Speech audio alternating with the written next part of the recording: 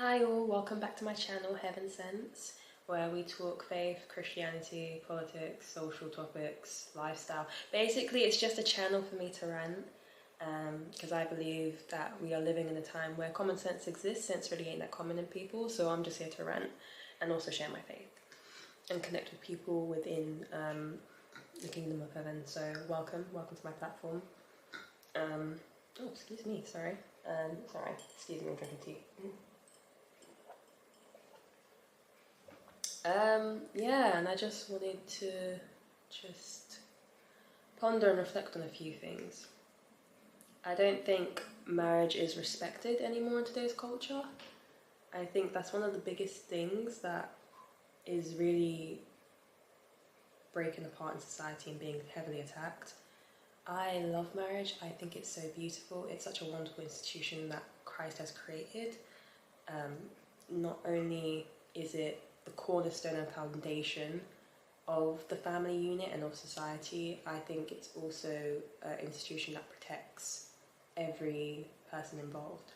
I think marriage protects the husband in terms of his roles and provides him a motivation and purpose to do things in life that honour his wife and his children and of course honour the Lord.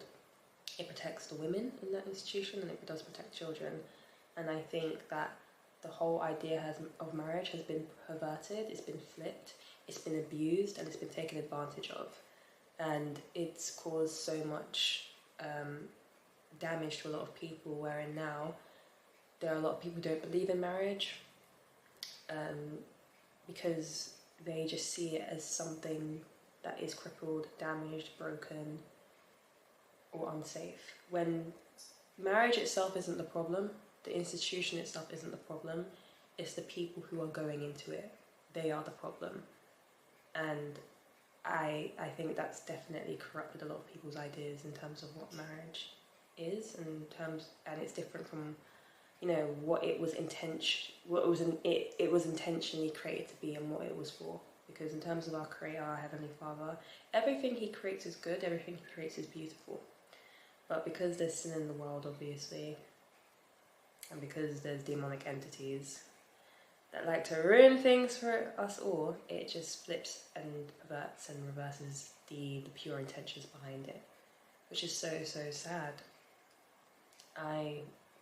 It's sad to see that there is a huge increase in baby mama, baby daddy culture. A lot of people are just getting in relationships for the sake of getting in relationships, or even situationships. No one wants to get married, or there are still marriages happening, but less people are wanting to get married. People just prefer to be in these long-term relationships for it to go absolutely nowhere, which it just baffles me to see. And I look to my left, I look to my right, I see all these different relationships forming, taking place, but no one wants to get married. And it just makes me think, you're comfortable enough to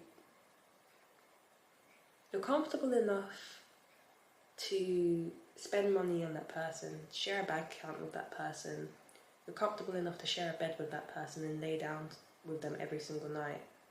You're comfortable to have children with that person, but you're not comfortable to sign any papers and put a ring on it. And I wonder why. And in terms of how we got here, there's a lot of reasons for that in terms of the evolution of relationships through the decades and through the centuries. That sounds like a whole video essay, which I'm not going into. But of course, it's like the obvious things that have happened in terms of our time. I think one of the ones being the feminist movement, the different waves of feminism. I'd say even partially the manosphere has contributed to that as well. I think the media attacking men and the roles of men. I think even just moving away from Christianity and the faith, because a lot of people are turning away from Christianity, so not everyone follows the faith and has the initial value of upholding marriage. And just the modern day society, because there's so many different new modern lifestyles and ways of living.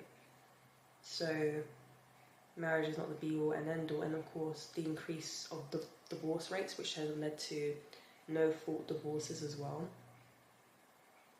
And just the legal system itself making it difficult for married couples or I'd say divorced couples. So yeah,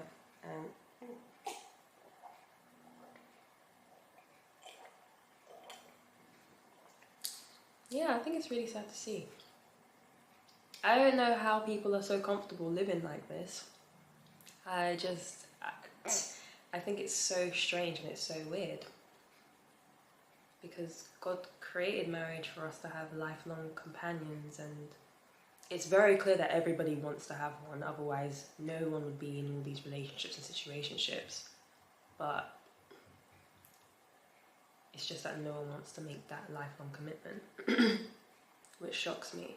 Because why are you so comfortable to be with this person and say you're going to be with them forever, you're not leaving them, but you don't want to sign the papers or exchange vows or give a ring? That's the thing that I will never understand with certain people. And I don't get the point in being in a relationship. You're in a relationship for 4 years, 5 years, 10 years, and then you break up. So then you've wasted 5 years or 10 years of your time with someone that didn't end up being your spouse. And you end up with a soul tie and a broken heart. And that follows you and takes you into your next set of relationships, which I think is also very harmful and dangerous. Not just to yourself, but to the person you're then going into that relationship with.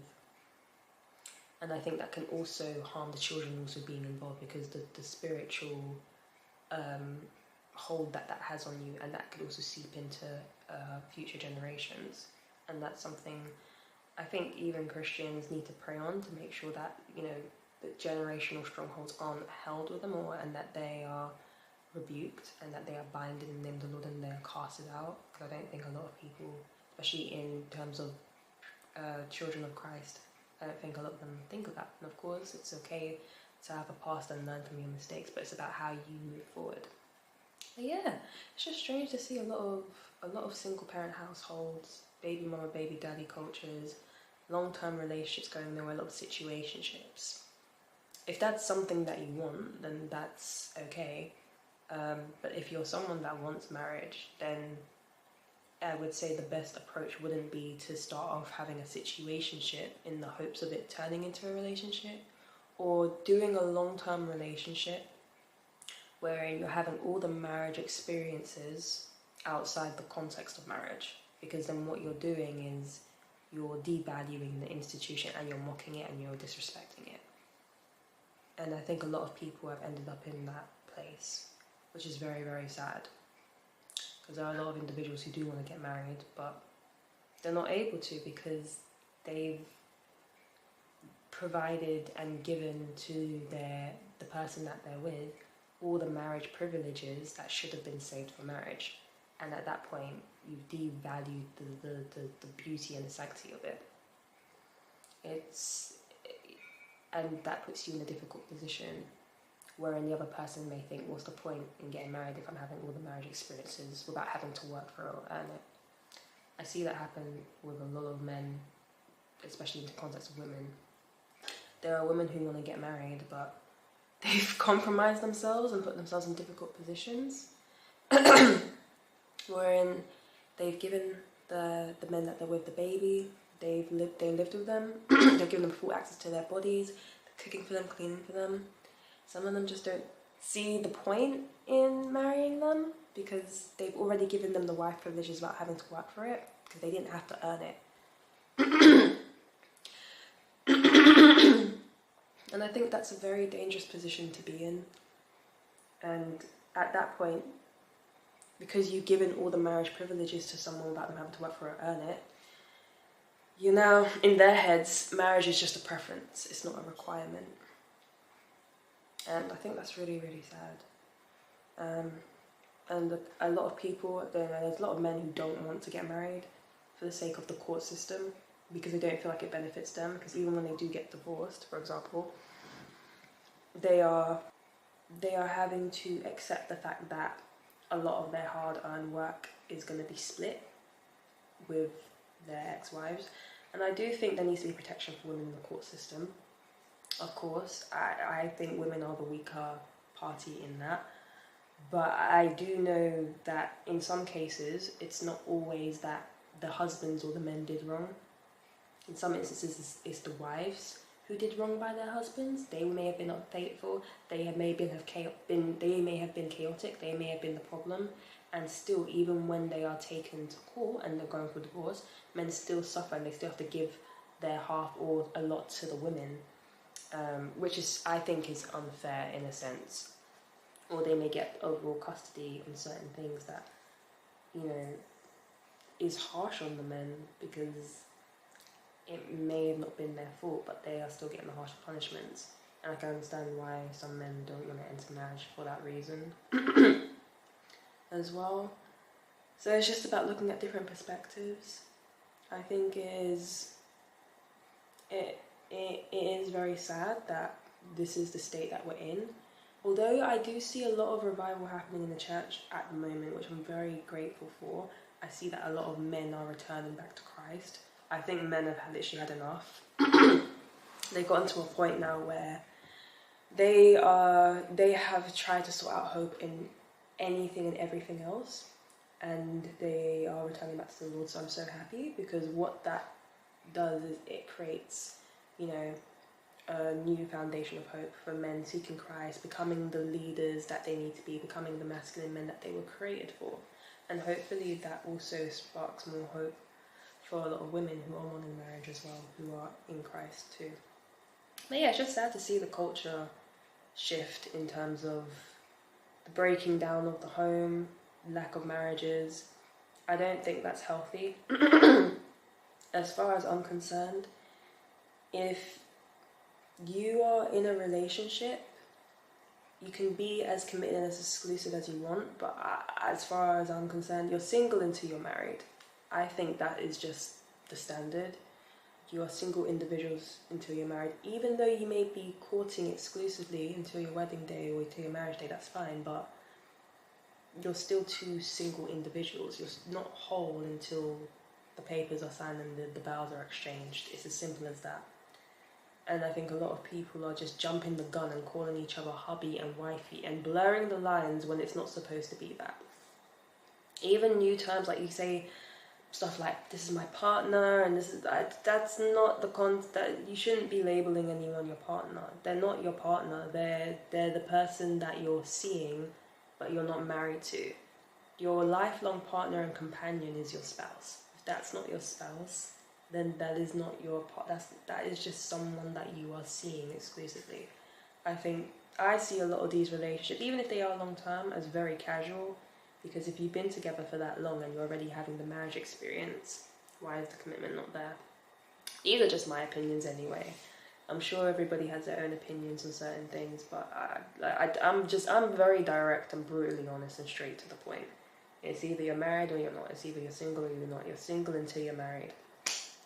If you are in a long-term relationship where you're experiencing all the marriage privileges, having children, sleeping together, as far as I'm concerned, that's a very casual relationship.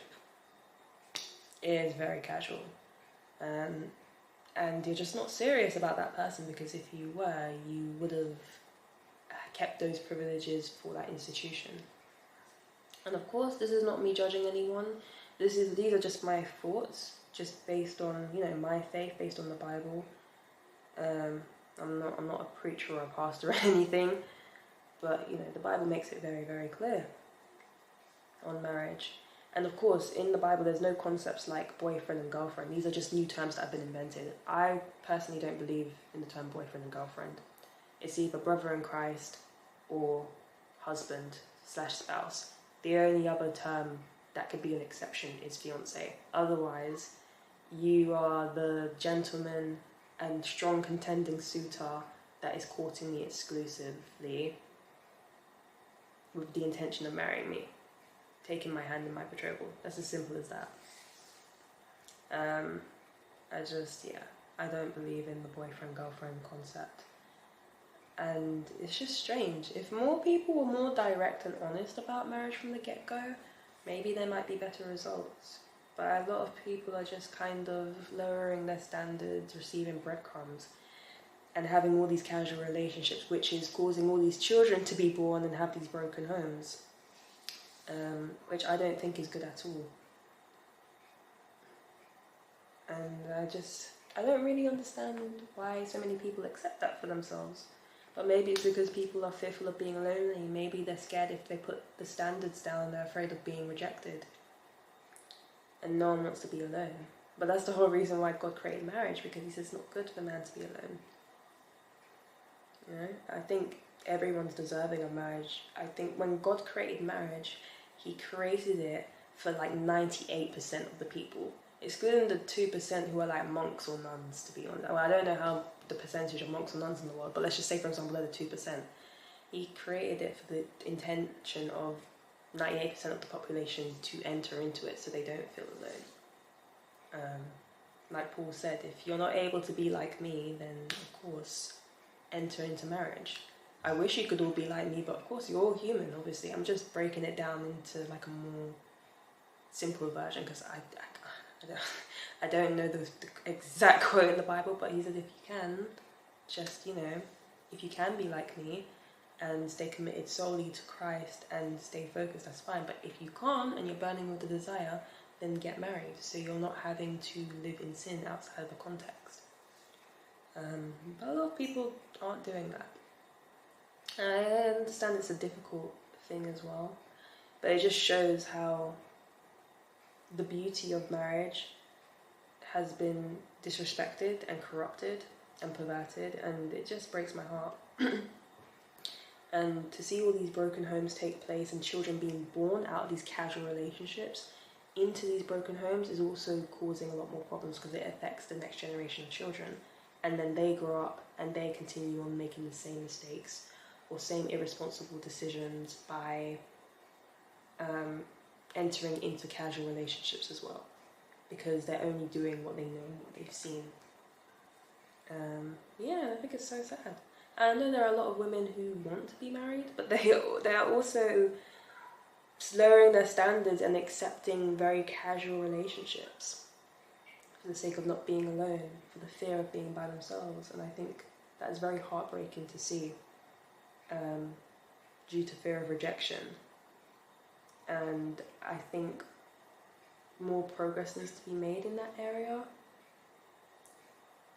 I think people should take a step back to think about what they really want and have time to reflect to themselves about, you know, what is their actual desire. Is it to be in a long-term casual relationship, or is it to be married? If marriage is what you want, then you should be more direct with that and not accept anything less, and enter a courtship, which is not dating, but it's dating to marry. Instead of you being in a relationship for the sake of being in a relationship, you're just entering an exclusive courtship with each other with a destination point within a reasonable time frame. No one should really be in long-term relationships going on for no reason. If you're wanting to get married, then you should be in a courtship for a short period of time, between the time you enter it and between the time you get married. You're not supposed to date or be in a relationship for a long time. You're supposed to court intentionally. And I think a lot of people in our society have lost the art of doing that. And it's hard, because being a Gen Zer myself, you know, I understand when I look to my left and my right at people within my generation. They say it's very difficult. They say it's very, very hard. And it is a struggle to find people in the right places, and there's no manual guide, which I think is also something that, you know, needs to be, I guess, discussed about. But I don't think it's just discussions that need to be had. I think more actions need to be taken as well. And I don't even know how to go about saying this. I think it's something that Christians, especially within Gen Z, find difficult to go about. And I wish there was more that we could do to explore in that area to help a lot more Gen Zs with that. I don't think it's helpful with social media. I know social media has given us access to so much and interactions, but I don't think that's helped. I think that's created a whole sense of false expectations for a lot of people. It's created a lot of casual communication instead of intentional, and it's put more people into isolation than instead of being outside of their homes interacting more with people. And it's just about finding the right places to find the right people.